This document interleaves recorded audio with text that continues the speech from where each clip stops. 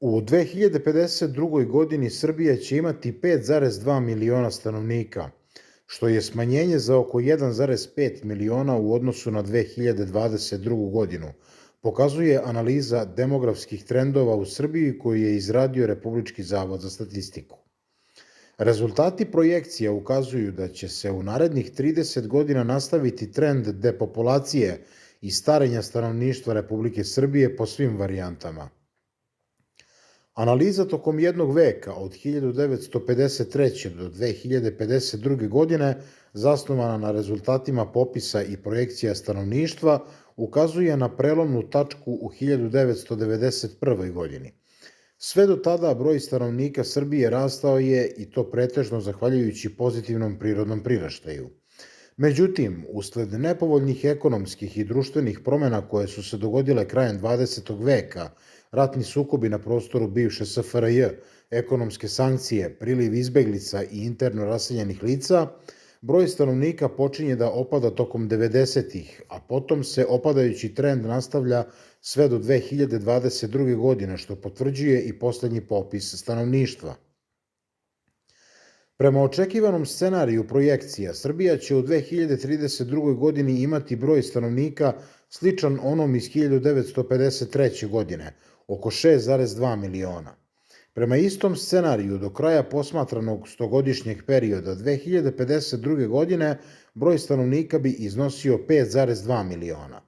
Ni najpovoljnija visoka varijanta projekcija bez migracija ne pokazuje značajnije poboljšanje, predviđajući da će 2053. godine u Srbiji biti oko 5,5 miliona stanovnika, dok je u slučaju najnepovoljnijeg konstantnog scenarija broj stanovnika na kraju projekcionog perioda ispod 5 miliona, 4,7 miliona.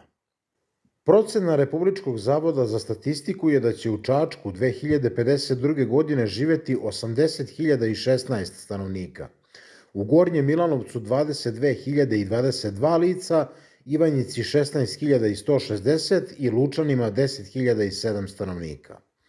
U narednih 30 godina stanovništvo Moravičke oblasti i opština grada u njenom sastavu karakteriše depopulacija i proces starenja.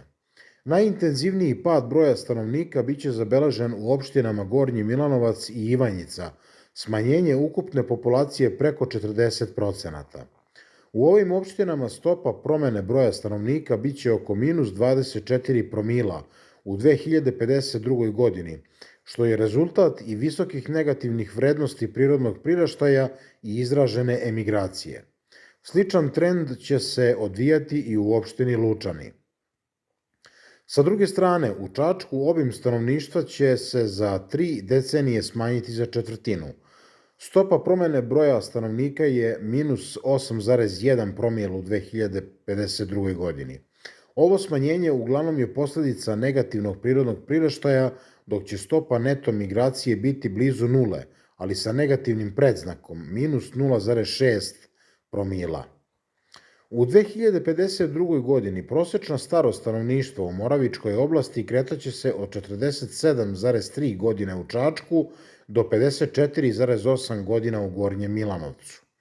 Koeficijent ukupne zavisnosti biće u rasponu od 79% u Čačku do 121% u Gornjem Milanovcu. Prema ovim podacima, Gornji Milanovac će imati najnepovoljniju starosnu strukturu u Moravičkoj oblasti. U 2052. godini mlado stanovništvo činit će samo 9,7% ukupne populacije, dok će 44,5% stanovnika biti starosne dobi 65 i više godina.